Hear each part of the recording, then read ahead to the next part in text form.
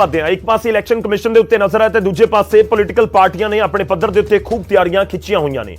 BJP की गल करिए तो बीजेपी सीट शेयरिंग अपने भाईवालों के नाल नवे भाईवालों के नाल सीट शेयरिंग लैके भी मंथन कर रही है। पंजाब बीजेपी चोण कमेटी की चंडीगढ़ के विच बैठक चल रही है। अश्विनी शर्मा ते गजेंद्र शेखावत सने कई लीडर मौजूद ने।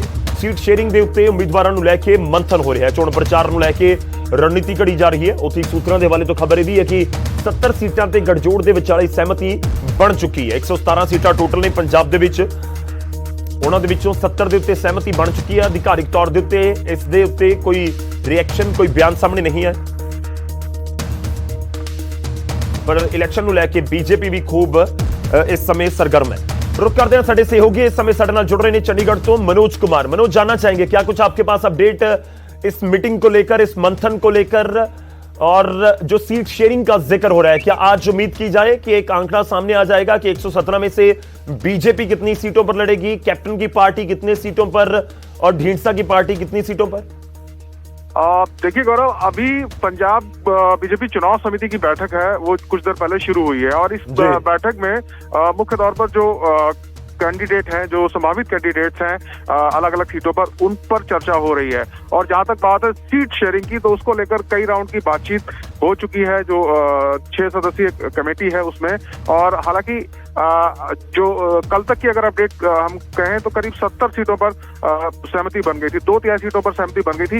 एक राउंड की बातचीत बाकी बची है 47 सीटों पर, तो उस पर भी 1 या 2 दिन के भीतर फैसला हो जाएगा, क्योंकि बीजेपी ने पहले ही ऐलान कर दिया कि 20 जनवरी को उनकी जो पहली लिस्ट है कैंडिडेट्स की, वो घोषित कर दी जाएगी। तो बहुत ज्यादा समय बचा नहीं है और इसीलिए आज चुनाव समिति की बैठक बुलाई गई है।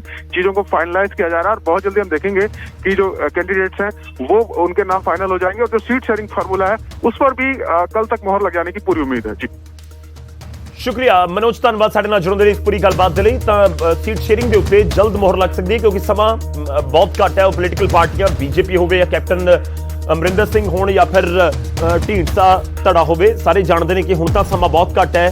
करीब 5 ਤੋਂ 6 दिनों बाद पंजाब दे विच जिहड़ी नामजदगियां दा दौर शुरू हो जाएगा 21 तरीक तो।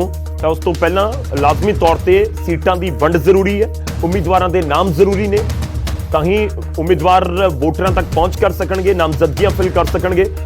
तां मंथन जारी है।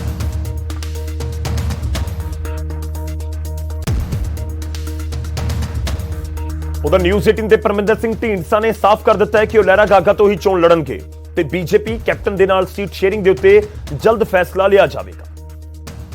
अपनी जिहड़ी इस वाली सीट लहरा उत्थों ही चोण लड़ोगे? देखो, मेरा तो बिल्कुल स्पष्ट है। मैं तो पिछले 5 साल तो उत्थे ही विचारिया ते उत्थे ही चोण लड़नी है, होर कितों लड़न का सवाल नहीं पैदा।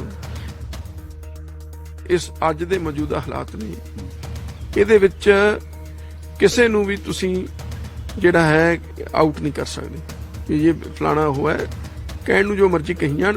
सो इसलिए साडी पार्टी जिहड़ा साडा गठजोड़ है, एक अचंभा जिहड़ा पंजाब दे लोकां सामने दिखाएगा। तुसीं देखियो, लोग हैरान रह जाणगे भी ये किस तरीके नाल संभव होया। असीं बड़े मिन्यूटली ते हर चीज़ दे उत्ते तैयारी कर रहे।